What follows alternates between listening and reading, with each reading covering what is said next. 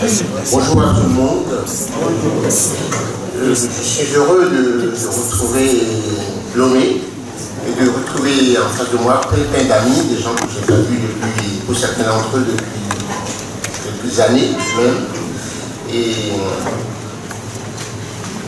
je voudrais remercier donc le CAP 2015, les amis comme Jean-Pierre, Brigitte, Patrick, Eric, enfin, et les autres aussi qui sont dans la salle. Je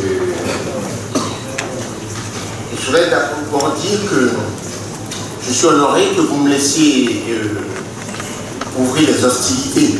Parce que bon, je suis le premier intervenant, donc bon, on m'envoie au charbon. Mais je vous rassure tout de suite parce que je vais vous faire un exposé assez technique. Ça ne veut pas dire que ce sera emmerdant, mais ce sera technique. Mais soyez assurés que derrière la technique, il y a toujours le militantisme et il y a la colère. Donc voilà, donc je vais vous parler de la colère et du libre accès aux médias et l'égalité des chances pendant les compétitions électorales en Afrique.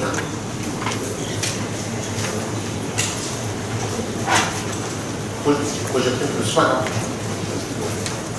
Parce que apparemment ça s'attendait un peu. Voilà. Alors, je vais quand même dire quelques mots de la frénésie électorale, parce que parler du libre accès lors des compétitions électorales, ça suppose qu'il y ait quand même une compétition électorale. Il y en a peut-être pas au Togo, mais il y en a ailleurs sur le continent et il faut s'en réjouir. Vous savez que l'organisation des élections est l'un des points forts de la démocratisation en cours, du processus démocratique en cours en Afrique. On a eu 12 élections présidentielles en 2015 sur le continent, 15 en 2016. Il devait y en avoir 17, mais 16, mais il y a eu une élection en RDC, en République démocratique du Congo, qui a été reportée à 11 septembre. Et cette année, on a une dizaine d'élections présidentielles. C'est vous dire que c'est vraiment important ce qui se passe, la frénésie électorale qui s'est emparée de l'Afrique. Cette année, vous avez des pays aussi importants que le Kenya, le Rwanda, la Sierra Leone, le Nigeria, qui vont voter. Donc c'est important de savoir. L'autre aspect de la frénésie électorale, c'est qu'on vote de plus en plus en Afrique à date échue. Vous savez, vous vous souvenez qu'il fut un moment où on votait peut-être telle année, après on disait bon, on va voir d'autres années. Aujourd'hui, on vote à date échue, c'est-à-dire tous les 4 ans, aussi concerne par exemple le Nigeria, le Ghana, tous les 5 ans pour la plupart des pays francophones d'Afrique, tous les 6 ans pour le Libéria, tous les 7 ans pour certains pays, sinon la plupart des pays d'Afrique centrale. Donc on vote quand même. On vote peut-être mal, mais on vote. Et à date échue. Alors, on a pensé un moment qu'avec l'augmentation exponentielle de la caution électorale, que les gens, ça découragerait les candidats. Pas du tout. Vous savez à combien s'élève la caution électorale au pays comme la RD Congo, la République démocratique du Congo? Et ça fait 102 000 €. Et ce n'est pas remboursable. Et pourtant, il y a toujours des candidats. Au Sénégal, c'est à 99 000 €, soit 65 millions de francs CFA la caution électorale. Ça ne décourage pas les gens. Je crois qu'au Togo, c'est 20 millions de francs CFA. Et pourtant, on se bouscule sur le parvis des palais présidentiels. Le Togo, il y a eu 5 candidats aux dernières élections. Et ça, apparemment, c'est le pays le plus sage. Puisqu'en Côte d'Ivoire, il y en a eu 7, en Guinée, 8, au Burkina Faso, 14, au Niger, 15, 25 au Comores, 30 en RCA, 33 au Bénin et 33 à Madagascar. J'ai eu la chance d'aller à Madagascar et de participer aux élections en 2013, donc tout à l'heure je vous en parlerai un peu. Il y a matière à inspiration dans ce qui se passe dans les autres pays.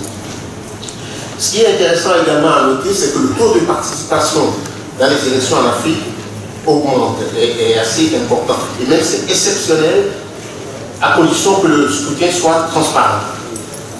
Voilà, ce qui n'est pas toujours le cas ailleurs, dans certains pays. Alors, dans l'hypothèse d'un scrutin majoritaire à 2 tours, le vainqueur est rarement élu au premier tour. Je sais que ça ne concerne pas le Togo. Le Togo, c'est une élection à 1 tour.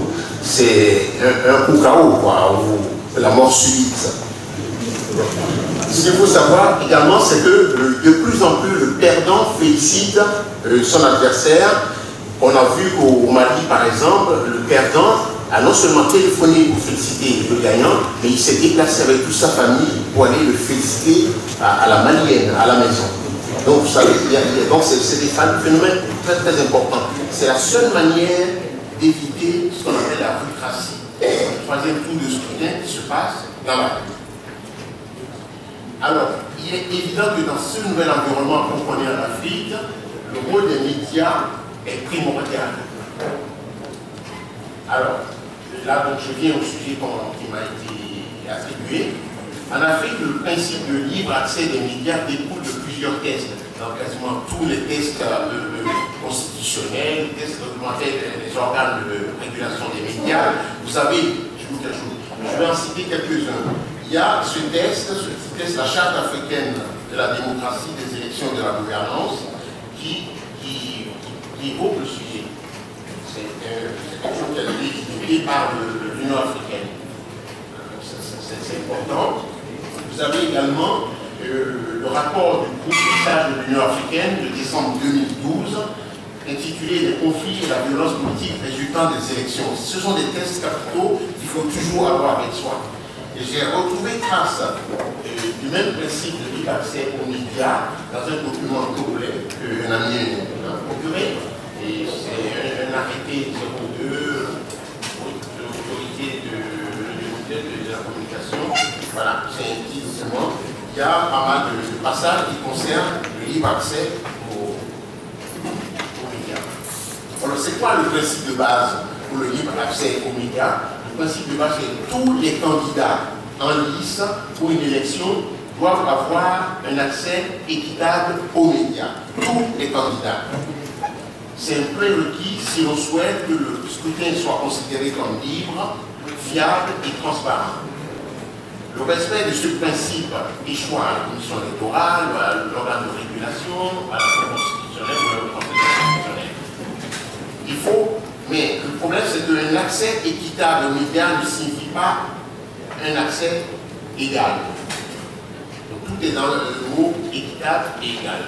Alors les critères de répartition équitable du temps de parole et du temps d'antenne varient d'un pays à l'autre. Alors, l'organe de régulation tient compte généralement de la représentation parlementaire. Est-ce que le parti, est-ce que le candidat a déjà des gens, des députés au Parlement, des députés ou des sénateurs? Est-ce que ce parti, ce candidat a des représentants au gouvernement? Le score que ce candidat a obtenu dans l'élection précédente, dans une élection précédente, le nombre de prétendants. Par exemple, si vous avez 2 candidats pour une élection présidentielle, on va s'en dire que ce sera le principe de stricte égalité. Parce qu'on ne peut pas avoir 2 candidats et les traiter différemment. Mais quand vous avez 33 comme au Bénin, les choses peuvent changer. Il faut en tenir également compte de l'affluence au meeting. Par exemple, ici, dans cette salle, on est tellement nombreux qu'on a droit à l'égalité parfaite. Alors, je vais vous parler maintenant du temps de... Qu'est-ce qu'on entend par temps de parole et temps d'antenne? Le temps de parole, c'est par exemple quand Jean-Pierre s'exprime lui-même lors d'une élection présidentielle. Ou lorsque, par exemple, Éric parle en son nom. S'il commente en son nom. Ça, c'est le temps de parole. Et le temps d'antenne, c'est quoi? C'est plus large. C'est quand je parle au nom du candidat Jean-Pierre, quand Catherine parle, donc voilà, ça c'est beaucoup plus large. Peu importe qui parle, le candidat lui-même, l'un de ses partisans, un journaliste invité à une émission, tout ça c'est décompté comme le temps d'antenne. Alors, les médias du service public, bien évidemment, sont les premiers soumis à ces règles-là. On ne peut pas, parce que les médias, la radio, la télévision congolaise, le journal, je ne sais pas si ça dit où là, bon, tous ces journaux de vos presse, bon, vous voyez, sont soumis, c'est financé par votre argent, par vos impôts. C'est financé par votre argent, donc normalement, ces organes sont soumis à l'application, à la rigueur de la loi. Alors, ça s'applique aux radios, aux télévisions, aux journaux publics, et il bannit tout parti pris. Il impose une politique d'équilibre entre les candidats au niveau des créneaux horaires.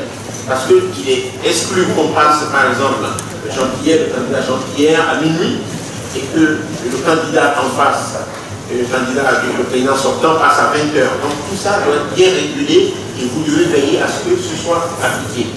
Il y a également le principe, d'équilibre entre les candidats au niveau des créneaux horaires, mais également le principe de silence total. Ça veut dire qu'à la fin de la campagne officielle, plus personne n'a le droit de s'exprimer. C'est-à-dire, par exemple, si vous arrêtez la campagne électorale au Togo peut-être le vendredi soir à minuit, entre le vendredi soir et le dimanche, on ne doit pas, mais ce n'est pas souvent le cas, parce que le pouvoir, les gens qui sont en place ont toujours grande attitude pour continuer à faire une campagne divisée.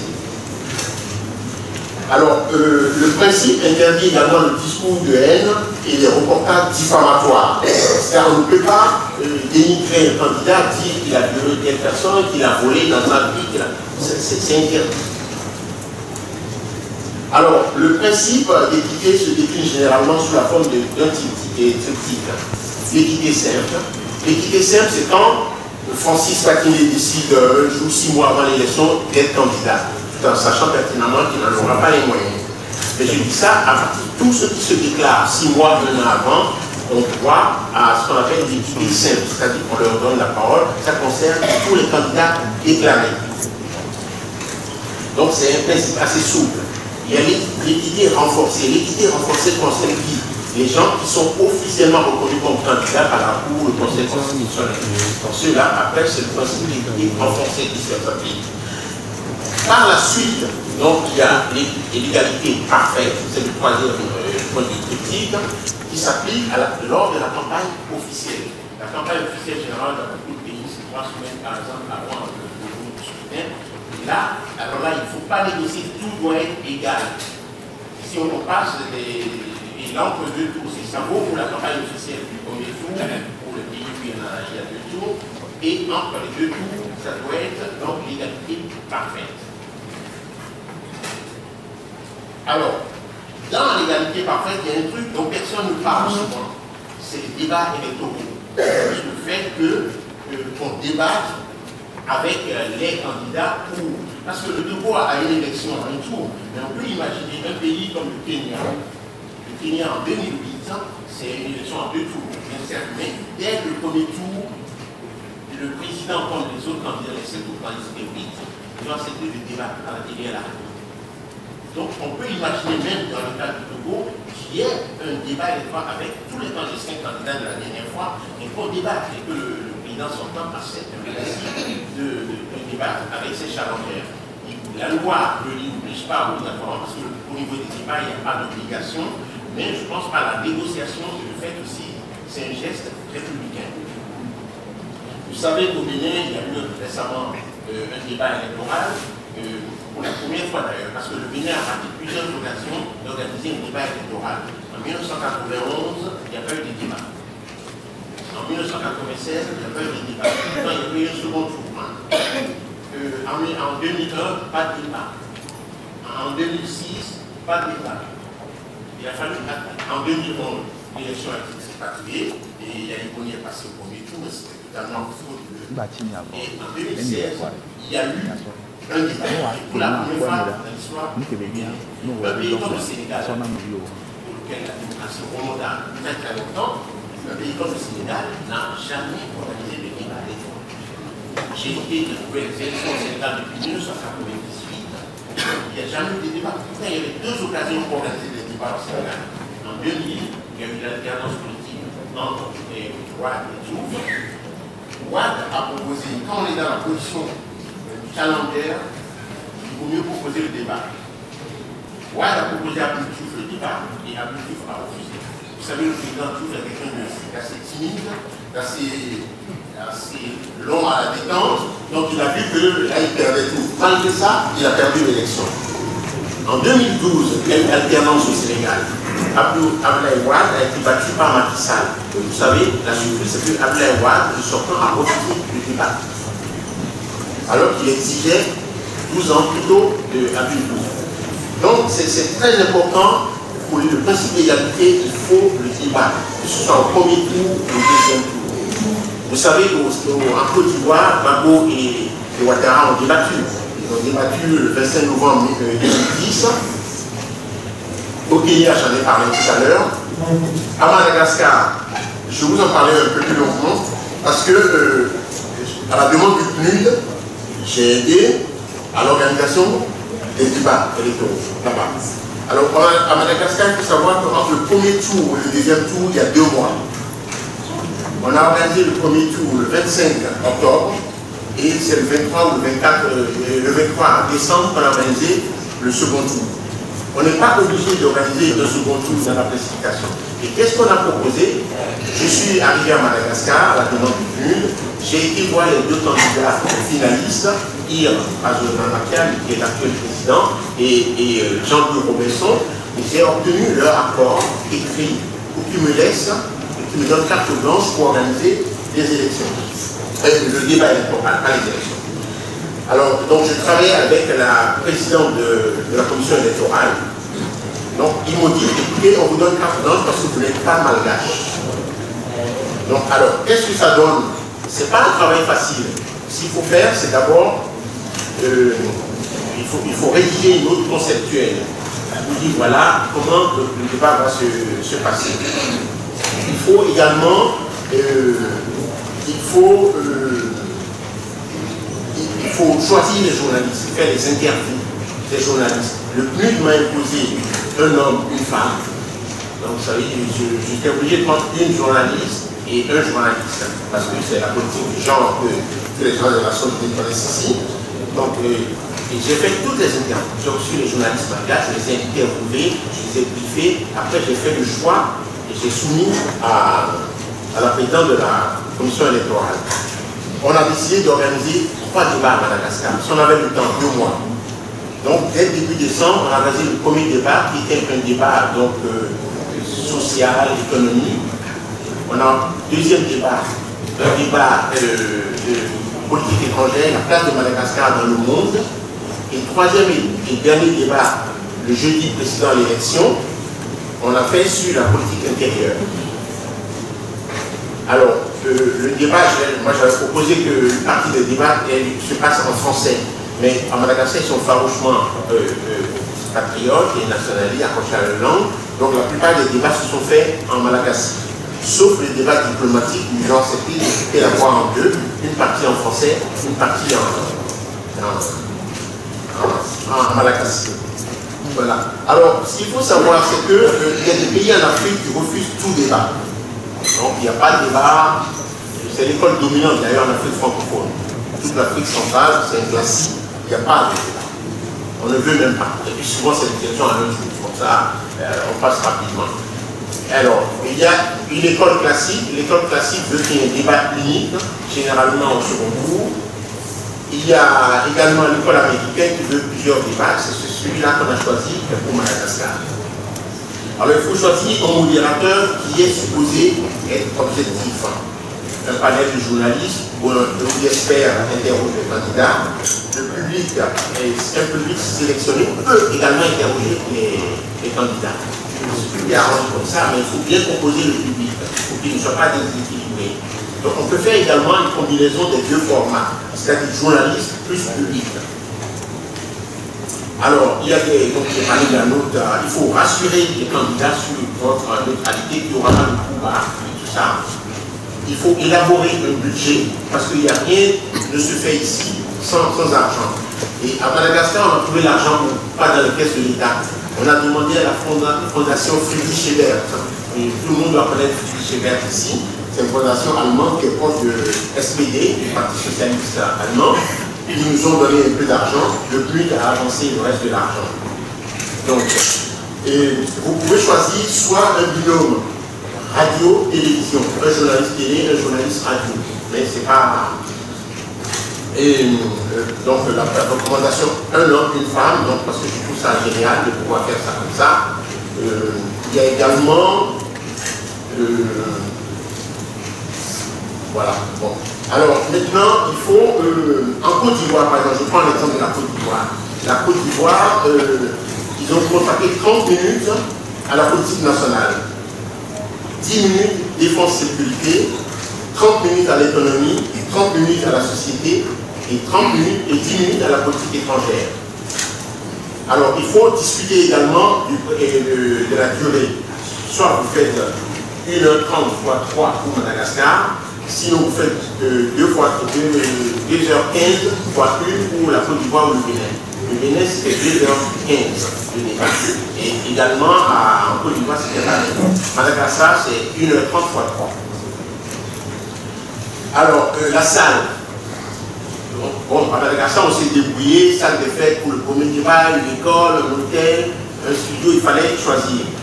Parce que le studio de la télévision avait les vitres cassées, parce qu'il y a eu une révolution là-bas en 2009, ils n'ont pas réparé ça. La climatisation ne marchait pas. Vous savez que pour les spots de télé, ça chauffe beaucoup, donc il faut prévoir ça. Il faut veiller à l'acoustique de la salle. Une salle qui renvoie bien les copies, ça, le son ne se disperse pas. Il faut éviter comme décor le drapeau national, parce que ces deux candidats sont sur une pied d'égalité, il n'y a pas de président sortant, il y a deux candidats, parce qu'il ne faut pas le drapeau national. Il faut vérifier la climatisation, le bruit, la météo, le bruit extérieur, il faut vérifier les micros. Alors qu'est-ce qu'on a fait? Souvent, les candidats nous ont envoyé, on a fait un exercice à grandeur nature. Les candidats nous ont envoyé leurs lieutenants qui sont venus, on a testé les micros, on a tout testé. Micro, on a fait le tirage au sort. Qui parlera le premier, qui fermera le banc, qui sera assis à droite, qui sera à gauche. Tout a été fait au tirage au sort avec les lieutenants des candidats. Alors, vous faites une répétition générale, il faut prévoir les stewards, les hôtesses, les loges d'attente, 2 salles de maquillage, parce qu'ils ne voulaient pas se rencontrer avant, des chronomètres, une ambulance au cas où. Et parce qu'on a découvert quoi? Un des candidats était cardiaque. Or, le premier débat s'est fait 5e étage à la maison de la télé, il n'y avait pas d'ascenseur. L'ascenseur était en panne. Donc, le pauvre monsieur Robinson, qui est docteur par ailleurs, mais il était comme ça. Donc, ça aussi, c'est des petites choses, et il faut prendre ça en considération. Il était médecin, mais malgré ça, bon. Il faut prévoir des bouteilles d'eau de taille équivalente. À Madagascar, c'est dommage qu'on n'ait pas l'image là. On a commis une erreur gravissime. Et les trucs à la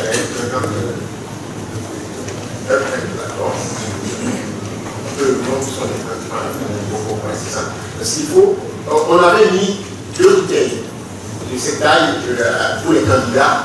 À la dernière minute, M.